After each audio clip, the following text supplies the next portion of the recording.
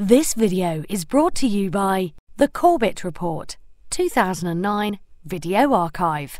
Buy your copy today at corbettreport.com.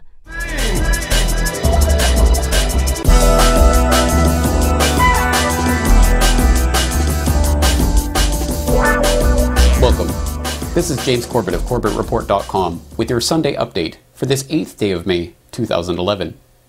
And now for the real news. Osama bin Laden has allegedly been shot dead by Navy SEALs at a private residence in Abbottabad, Pakistan, according to one of numerous contradictory reports given by the US government this week. In the latest development, soundless videos of someone seen from behind watching a TV image of Osama have been released along with years-old tape to convince the public that the person allegedly shot and killed last Sunday was in fact Osama bin Laden.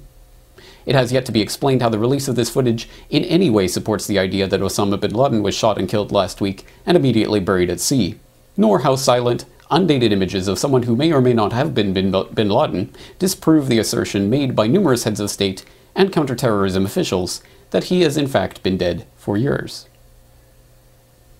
Do you think he's alive or dead? I've said before that I don't think he's alive. And you believe that? I have a strong feeling, and I have some reason to believe that, because I've asked my counterparts in the American intelligence agencies, and they haven't heard of him since 7 years. But I'm asking what you specifically believe, because I saw a quotation from you in which you said that you believed bin Laden had died several years ago. So I'm just trying to determine what you individually believe on that issue. Yes, I think he died. He perished some years ago, and I think this was a story which was created. That's why I know them, because we understand our code of ethics and creed. Osama bin Laden died when we went into Afghanistan. General Tommy Franks had stated very clearly that he had died, and he made a slip. Now, we knew he had already died. By that time, by the time we had already gone into Afghanistan, and in Pakistan, we knew he was dead.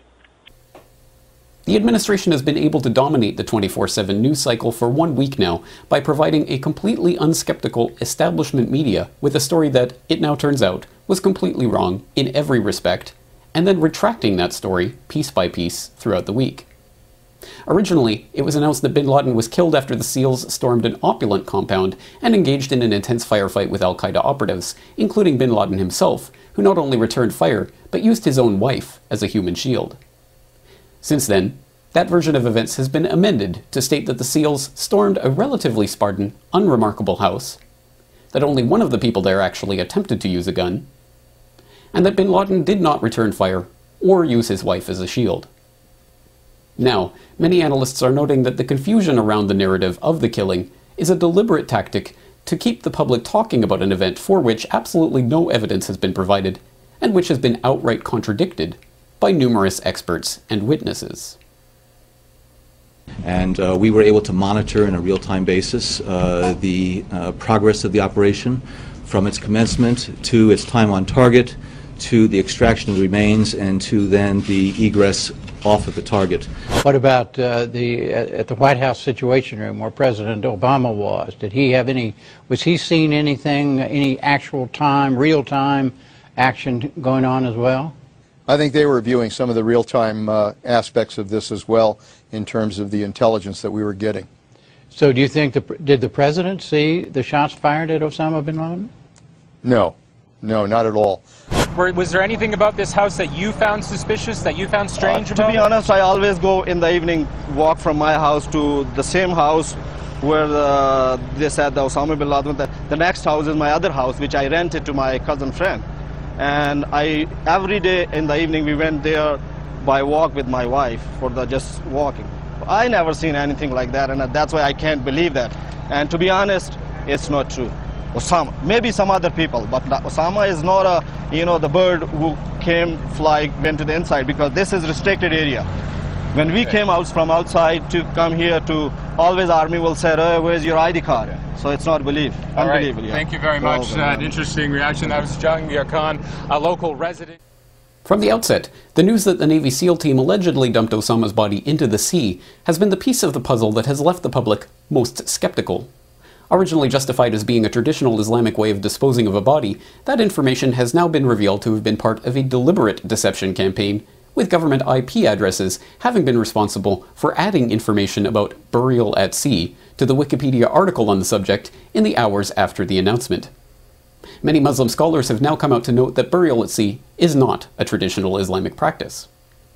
The idea that the public may actually accept this wildly implausible story without being presented with any evidence of any kind for it is now being scrutinized by analysts for possible use in other situations where the government would prefer the public to believe evidence-free assertions merely on their say-so.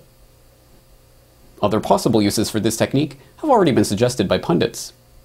The FBI, for instance, could claim to have buried the surveillance tapes from the Alfred P. Murrah Federal Building at sea, but provide DNA evidence to prove that the tapes did not show a John Doe No. 2 or secondary explosions at the building. The National Institute of Standards and Technology could claim that they have buried the data for their WTC-7 collapse model at sea, but they still have their computer animations to prove that the building collapsed into itself at free-fall gravitational acceleration due to scattered asymmetrical fires. The Bush administration could claim that they did in fact find Saddam's weapons of mass destruction, but buried them at sea before they could produce evidence for their existence.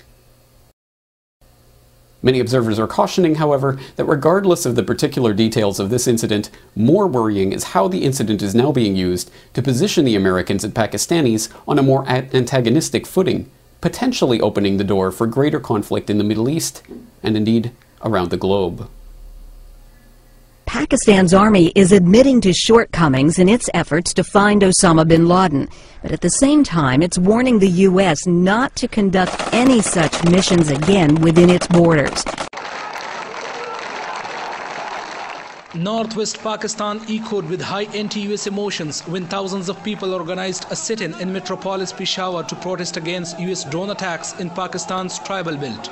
I think the one thing we can say for sure is that this staged and manufactured incident, and of course it's just like everything else in bin Laden's life, or the so-called bin Laden's life, nothing is proven. There is no proof of any aspect of this entire story. But the one thing you can see from the intent is this is designed to create a strategic confrontation between the United States and Pakistan, and it has already gone very far in that direction.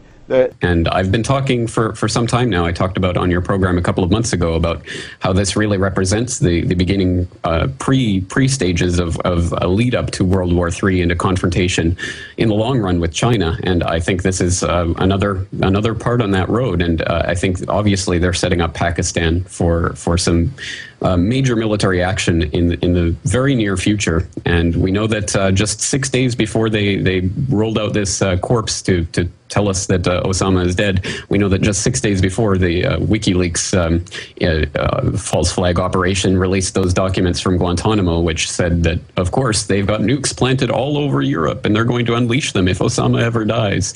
So I don't take that as a threat from the shadowy, mythical Al-Qaeda terrorist organization. I take that as a threat from the real terrorists who are, of course, puppeteering those patsies and stooges.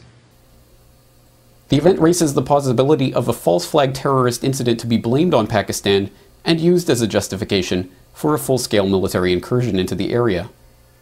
Alex Jones, who issued a warning of government-staged terror to be blamed on CIA asset Osama bin Laden just 2 months before 9/11, has now issued a Part 2 of that warning, asking viewers and listeners to call into the White House to stop such a plan from being implemented.